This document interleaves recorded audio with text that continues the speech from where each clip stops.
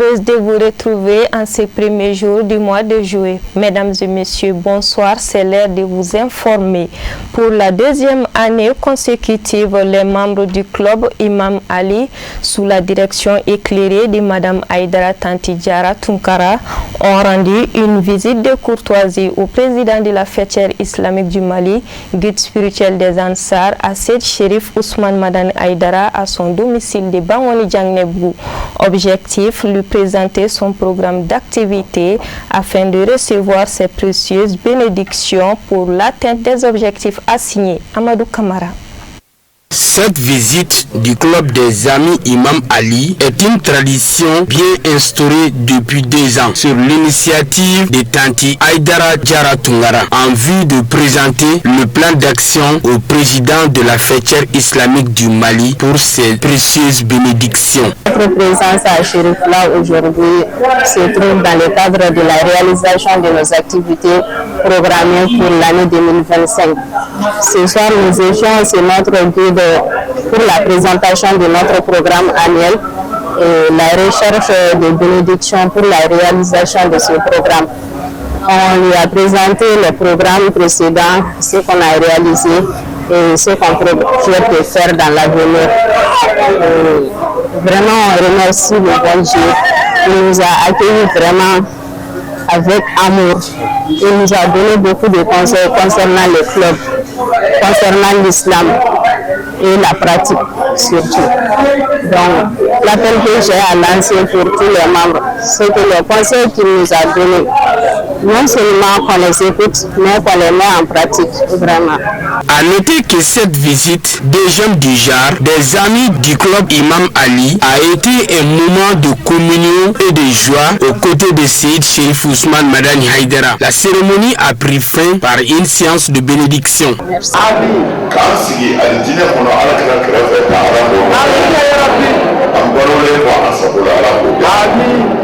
ربنا اتنا في الدنيا حسنة وفي الآخرة حسنة وقنا عذاب النار. اللهم انصرنا وانصرنا واهدنا جميعا إلى صراطك المستقيم. عليك توكلنا وأنت حسبنا نعم المولى. Tenue de la 10e Assemblée générale ordinaire couplée à la 3e Assemblée générale extraordinaire de l'association Ansar Finance Mali AFIMA. C'était ce dimanche 29 juin 2025 à Bangoni Djangnebou en présence du conseil d'administration et les représentants de l'ADN Mali, Lala Kouyaté et Seydou Niari. Cette assemblée générale placée sous les signes de la résilience vise à faire le bilan annuel de l'AFIM Mali, marqué par différentes réalisations sur plusieurs plans, notamment dans le domaine des infrastructures ainsi que de nouveaux adhérents à la caisse. L'année 2024 a été marquée essentiellement par les activités suivantes. La mise en place d'un lycée à Kolondiaba, le renforcement de la mobilisation de l'épargne, une baisse de la production et de l'encours de crédit, la gestion efficace du portefeuille de crédit, la suspension de la convention de partenariat avec l'association Ansardine nationale du Mali, la mise en application des procédures révisées, la mise en application de la nouvelle convention collective des SFD, la migration des bases de données sur SAF 2026.1, la signature d'une convention de partenariat avec SIF Assurance Vie Mali. Du 31 décembre 2023 au 31 décembre 2024, les agrégats ont connu l'évolution suivante. Le nombre de membres a augmenté de 7%, passant de 13 000 à 13 875. L'encours de dépôt a augmenté de 37%, passant de 2 928 millions à 4 20 millions de francs CFA. Le montant des crédits accordés a diminué de 22%, passant de 1 649 millions à 1 294 millions de francs CFA. Le total bilan a augmenté de 34%. passant de 3 milliards 494 millions à 4 milliards 686 millions de francs CFA. Du démarrage de nos activités au 31 décembre 2024, AFIM a octroyé 11 143 crédits pour plus de 10 milliards 169 millions de francs CFA à ses membres, dont 3 milliards 80 millions au groupement des femmes Bani Sababou, 4 milliards 945 millions de francs CFA aux structures et services techniques de l'ADN Mali et 2 milliards 144 millions de francs CFA aux personnes individuelles. Malgré cette note satisfaisante, quelques défis majeurs demeurent. Malgré ces résultats, certaines difficultés ont été rencontrées au cours de l'année 2024, entre autres. Le manque d'appui et d'accompagnement technique et financier, la faiblesse de fonds propres, le recouvrement des débiteurs divers, y compris les ex-collecteurs et des anciens crédits déclassés en perte. Les impayés de certaines structures ADN, les crises socio-sécuritaires, politiques, économiques et énergétiques. Comme inscrit dans son plan d'action annuel, l'AFIM reste optimiste quant à l'accomplissement des missions en perspective.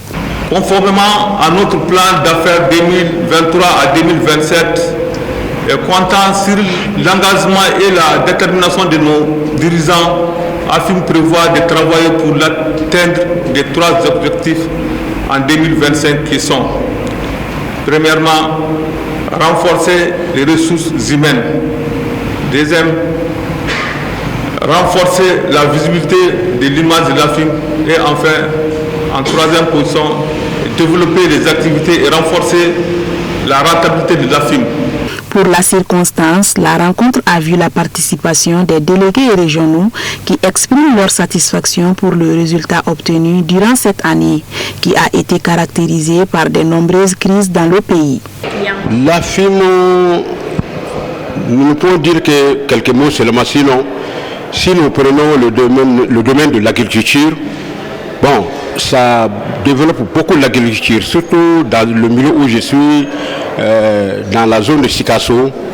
Bon, l'AFIM a fait progresser l'agriculture, l'aviculture, l'embauche, un peu de tout, dans tous les secteurs, même le commerce, vraiment. Je remercie d'abord l'initiateur qui est notre guide, Cheikh Ousmane Madana Aidara.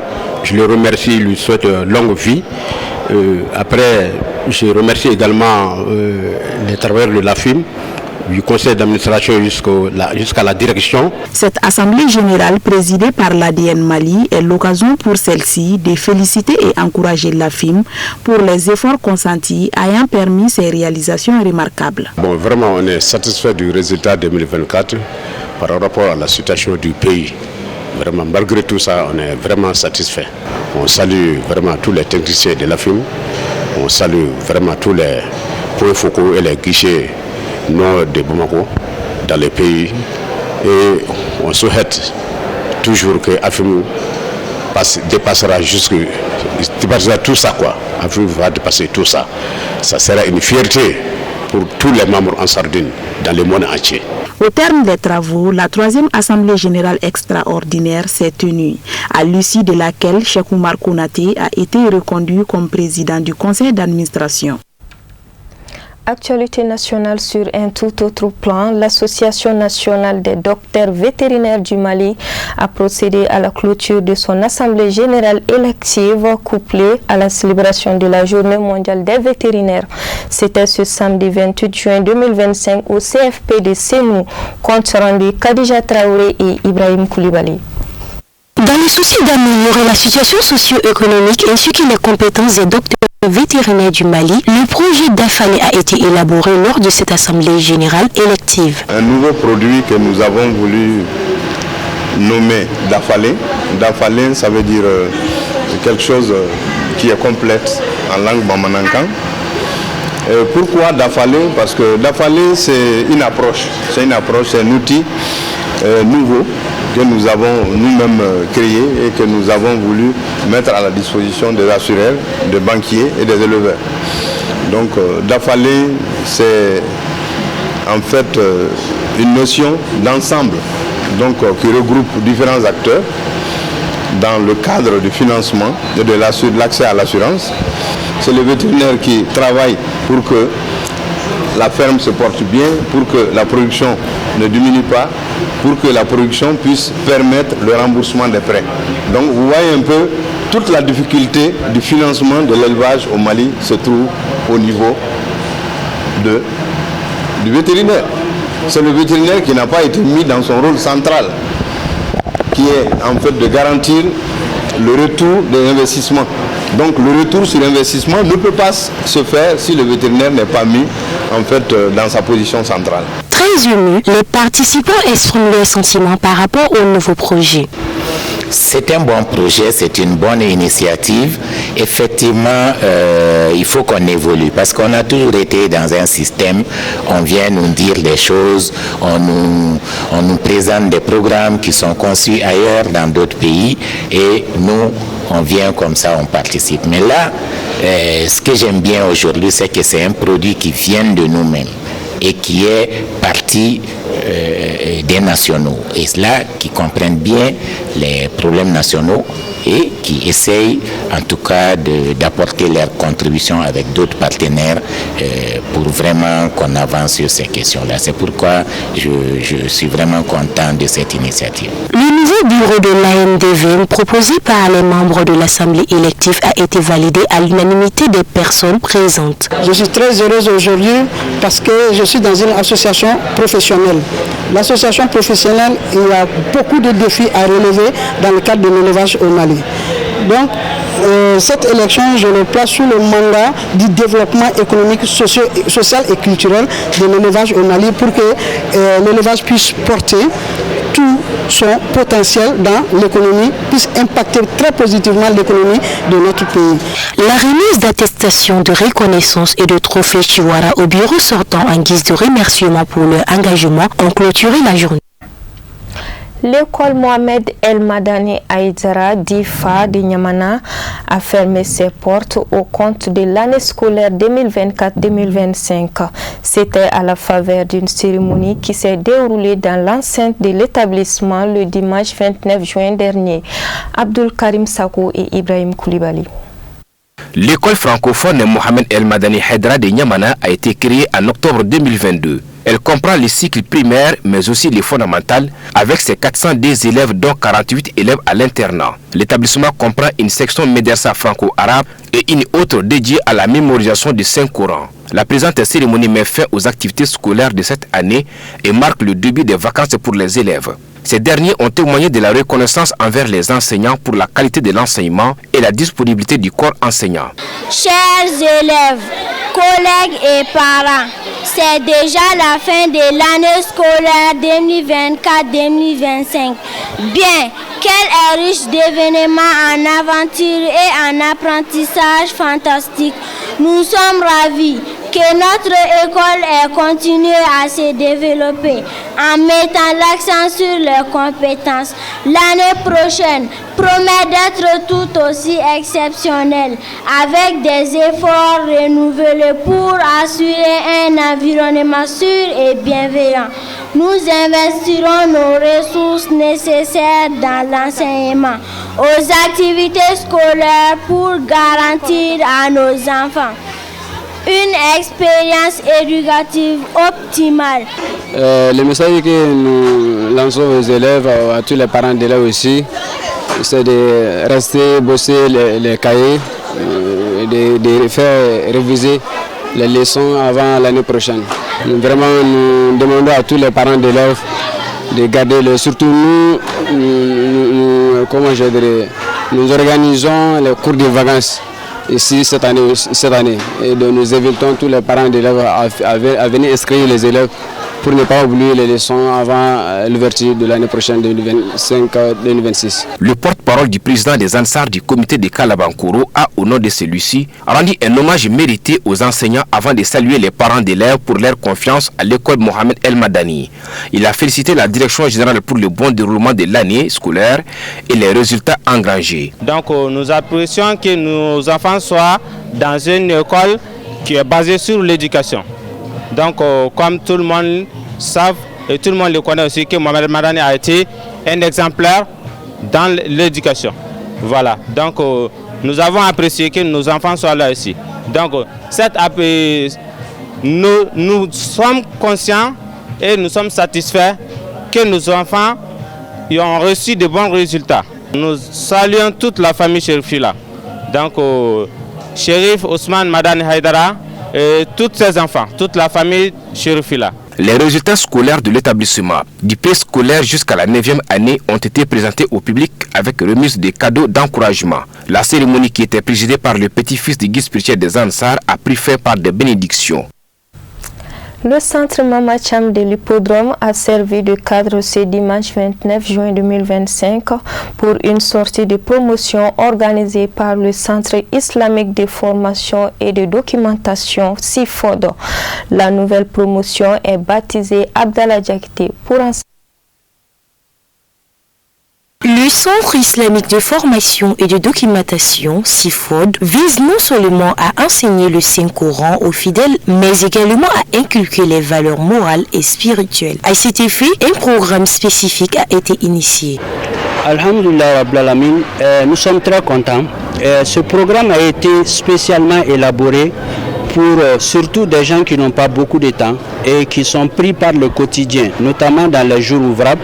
Donc on prend juste 3 heures de temps par semaine pour les dispenser le Coran. Donc on a conçu plusieurs modules d'apprentissage du Coran, dont le premier est apprendre à lire le Coran en 3 mois.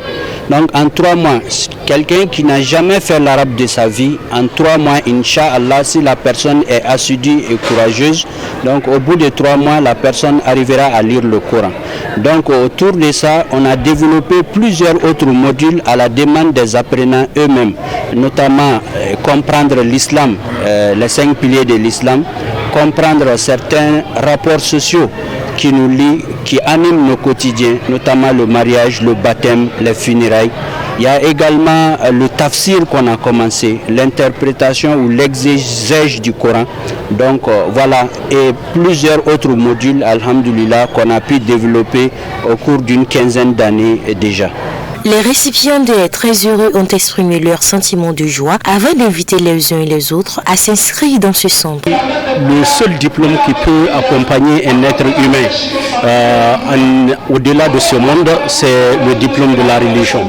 Je pense bien que les attestations aujourd'hui montrent que franchement nous avons eu un encadrement technique, on a eu un encadrement impressionnant.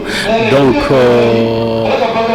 je ne peux rien dire que remercier Allah subhanahu wa ta'ala qui nous a montré ce jour-là, et j'encourage les uns et les autres à venir à la cause de Dieu. La cérémonie a été agrémentée par la remise d'attestations et divers d'autres cadeaux. Toujours dans le monde éducatif, dans le cadre des activités de fin d'année scolaire, l'école bilingue La Réussite a organisé une cérémonie festive dans l'enceinte de la dite école assise. L'école est située à Boulkansumbu, en commune 1 du district de Bamako. C'était le samedi dernier en présence du corps professoral et l'association des parents d'élèves. Suivons.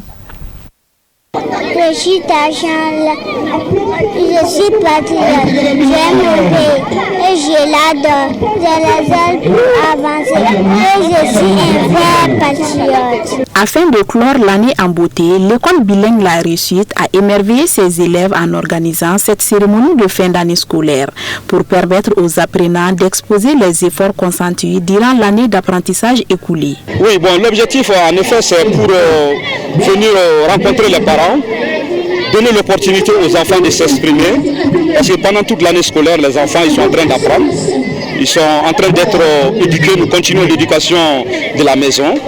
l'éducation qui devrait continuer dans la rue, qui ne continue pas malheureusement de nos jours. À l'école bilingue La Réussite, nous continuons à sensibiliser les enfants, nous continuons à les former pour que ces enfants puissent devenir des responsables, des vrais responsables au sens propre du terme. Comme son nom l'indique, à l'école bilingue La Réussite, les élèves sont formés non seulement en français, mais aussi et surtout dans d'autres langues, notamment l'anglais. Nous sommes une école fondamentale, comme toute école fondamentale malienne, qui suit le programme national à la lettre. Et à côté de ça, notre enseignement est renforcé par l'enseignement de la langue anglaise. Parce que nous nous sommes rendus compte très tôt que l'anglais est devenu un outil de travail incontournable pour la jeune génération. Donc nous nous disons que les enfants qui sont à l'école bilingue La Réussite, la façon dont nous voulons les former en anglais, c'est que l'objectif est qu'après le cycle fondamental, quelle que soit la filière que les enfants vont embrasser, qu'il n'y ait pas de problème en anglais. Mon message, c'est le message de remerciement à l'endroit des parents qui nous ont fait confiance il y a 14 années de cela. Et nous sommes en train de faire ce travail-là. Et Dieu merci, nous-mêmes nous sommes contents du fait que nous sommes en train d'atteindre nos objectifs. Les parents d'élèves ainsi que leurs enfants affichent leur sentiment de joie et fierté pour la qualité de l'enseignement qui est dispensé à l'école bilingue La Réussite. L'école bilingue La Réussite a été construite, ça fait maintenant beaucoup d'années. Moi-même, quand j'ai commencé ici, je faisais la 2e année. Vraiment, il y a des excellents professeurs ici, des enseignants qui connaissent leur travail, le prometteur qui est vraiment jeune comme un père pour tous les élèves d'ici. Les maîtres sont tellement gentils. À notre époque, même nous, on les appelait tonton et puis tati.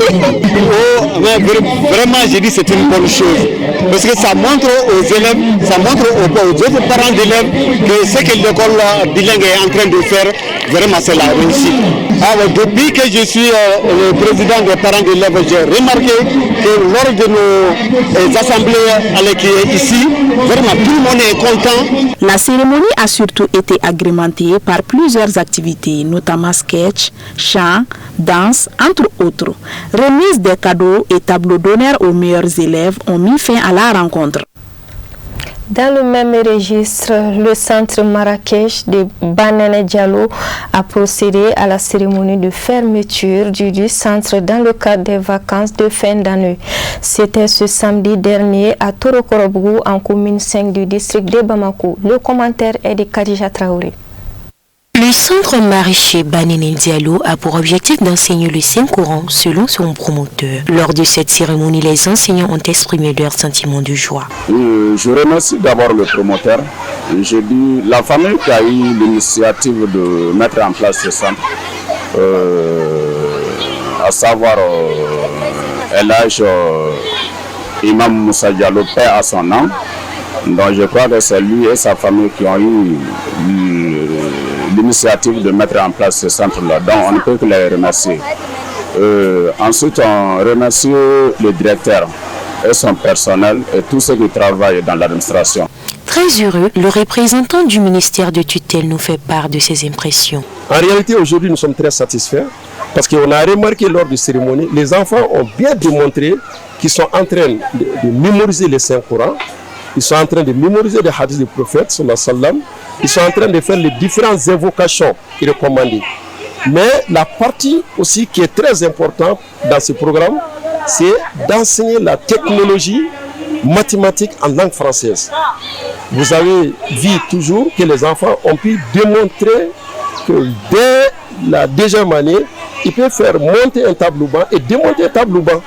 Vraiment, ça nous montre que le médersa est en train d'apprendre d'autres visages. Bon, nous, on n'a pas d'autre chose que remercier le bon Dieu, remercier le ministère de l'Éducation nationale du Mali, remercier le gouvernement, ensuite remercier les promoteurs de ces différentes écoles franco-arabes à travers le pays. Cette cérémonie a été agrémentée par la remise d'attestations de kits scolaires et divers d'autres cadeaux aux plus méritants. Actualité chérifienne à présent, après l'étape de la République du Congo-Brazzaville, l'office du guide spirituel des Ansar, Assid Chérif Ahmed Tidjane Aïdara, a été chaleureusement accueilli par la communauté musulmane de la République démocratique du Congo, RDC, du Congo, Kinshasa, dans le cadre des festivités du Mawlud Nabawi. La cérémonie s'est déroulée ce dimanche 29 juin 2025 à Kinshasa. Commentaire et Mohamed Ben Chérif Soumanou. La cérémonie du Mawlud Nabawi à Kinshasa a été marquée par une forte mobilisation de la communauté musulmane congolaise. Ravi d'accueillir le fils du guide spirituel des Ansar, ce dernier a été accueilli avec une ambiance fraternelle et spirituelle. Je suis tellement complet de joie, je n'ai rien à dire que de remercier le bon Dieu et de demander à bon Dieu de protéger notre guide Saïd Chérif Ousmane Madara et tous ses descendants et toute sa famille, que le bon Dieu les protège à tous leurs ennemis et que nous soyons aussi un bon militant derrière et par nos dernières jours. Dans son intervention, le fils du président du Haut Conseil islamique du Mali, également président du groupement des leaders spirituels musulmans du Mali et guide spirituel des Ansar, a salué les autorités de la RDC pour leur hospitalité. Il a ensuite insisté sur l'importance de l'unité et de l'entente entre musulmans pour atteindre les nobles objectifs de l'islam. Le prince Ahmed Tidjane Aïdara qui vient de fouler le sol congolais.